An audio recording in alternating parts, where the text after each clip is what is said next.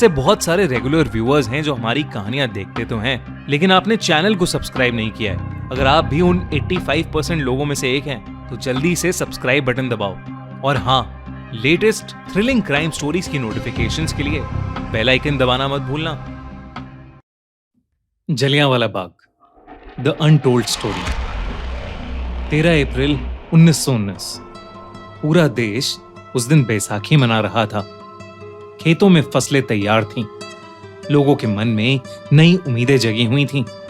अमृतसर के कई लोग दर्शन के लिए गोल्डन टेम्पल पहुंचे थे, आने वाले साल के लिए वाहे गुरु जी की कृपा मांगने और उस जिंदगी के लिए शुक्रिया अदा करने जो उन सब ने बड़ी मेहनत से संवारी थी। माथा टेकने के बाद कई लोग पास के गार्डन में इकट्ठा हुए। उस गार्डन में जहां बच्चे खेल रहे थे, औरतों के चेहरे पर खुशी थी और हाथों में प्रसाद था। बुजुर्ग पेड़ों की छांव में बैठकर बातें कर रहे थे। लेकिन उस वक्त देश में बहुत टेंशन का माहौल था। एक्चुअली मार्च 1919 में ब्रिटिशर्स ने इंडिया में रॉलेट एक्ट जारी कर दिया था, जिसके मुताबिक किसी भी टाइप की पॉलिटिकल रैली या बड़ी पब्लिक गैदरिंग्स अलाउड नहीं थी। सिर्फ शक के बेसिस पे पुलिस किसी को भी जेल में डाल सकती थी और ना उन्हें कोई अपील करने का मौका मिलता था और ना ही कोई कानूनी ट्रायल।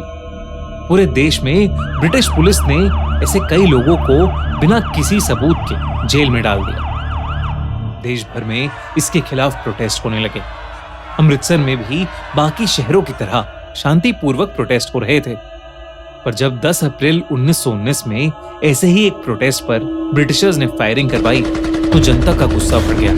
इसलिए फैसला लिया गया कि बैसाखी वाले दिन एक बड़ी भीड़ मिलकर शांतिपूर्वक रॉलेट एक्ट के खिलाफ प्रोटेस्ट करेगी। उस दिन जलियांवाला बाग में कुछ प्रोटेस्ट करने आए थे और कुछ बस बैसाखी की बधाइयां बांटने।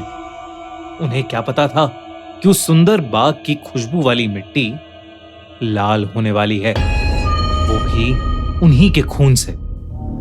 शाम बस ढल रही थी जब एकदम से ब्रिटिश आर्मी जनरल डायर अपने सिपाहियों के साथ जलियांवाला बाग पहुंचा।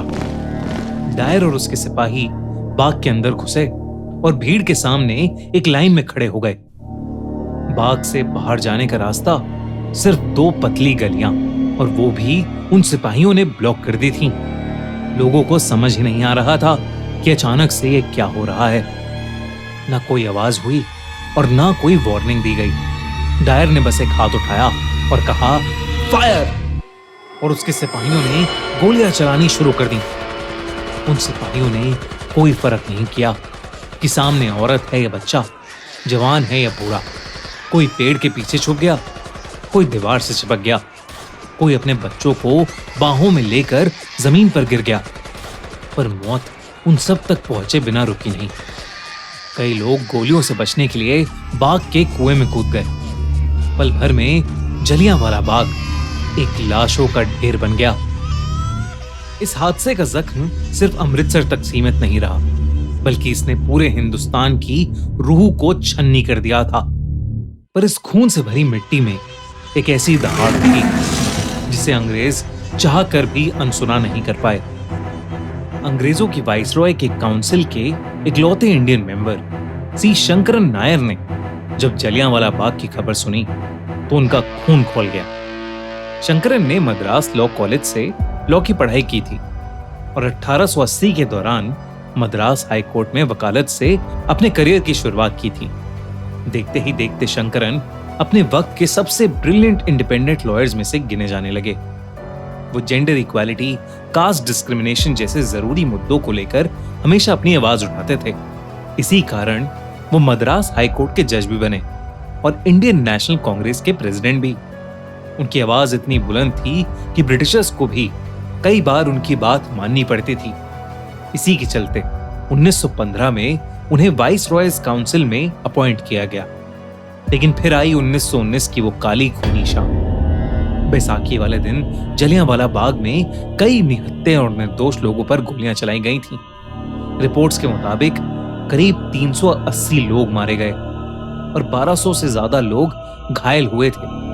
लेकिन माना जाता था कि असलियत में ये नंबर इससे भी कई ज्यादा बड़ा है।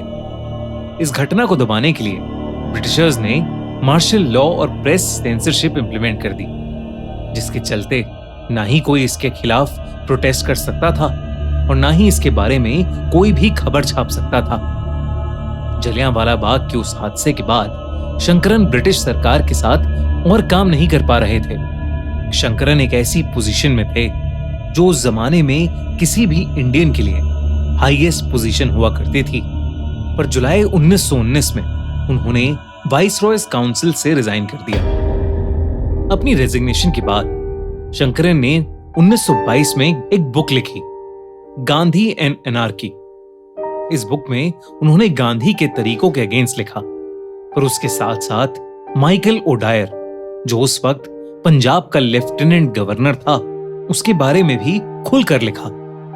शंकरन ने बताया कि कैसे माइकल ओडायर ने जनरल डायर को पूरा सपोर्ट किया और पंजाब में अपनी पावर का अब्यूज किया।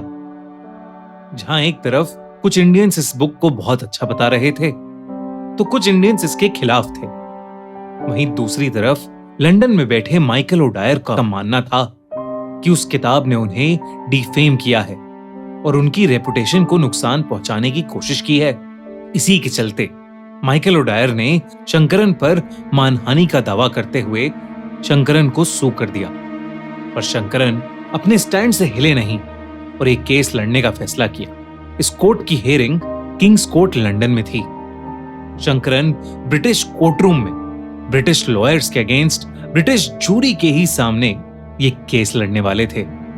इसलिए वो जानते थे कि शायद ये फैसला उनके फेवर में नहीं आने वाला। पर उनका मकसद सिर्फ ये केस जीतना नहीं था। ये केस 5 हफ्तों तक चला और हिस्ट्री के लॉन्गेस्ट रनिंग केसेस में से एक बना। पर जैसा शंकरन ने सोचा था, बिल्कुल वैसा ही हुआ।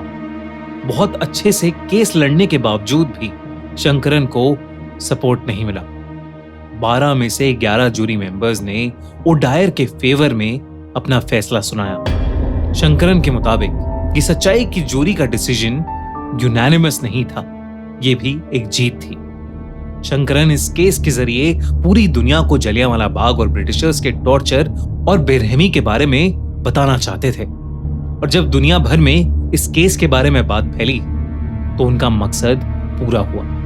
कोर्ट ने ऑर्डर दिया कि या तो शंकरन ओडायर से माफी मांगे या 7,500 पाउंड्स का फाइन भरें। उस जमाने में ये रकम बहुत ज्यादा होती थी, लेकिन फिर भी शंकरन ने माफी नहीं मांगी और वो फाइन पे किया।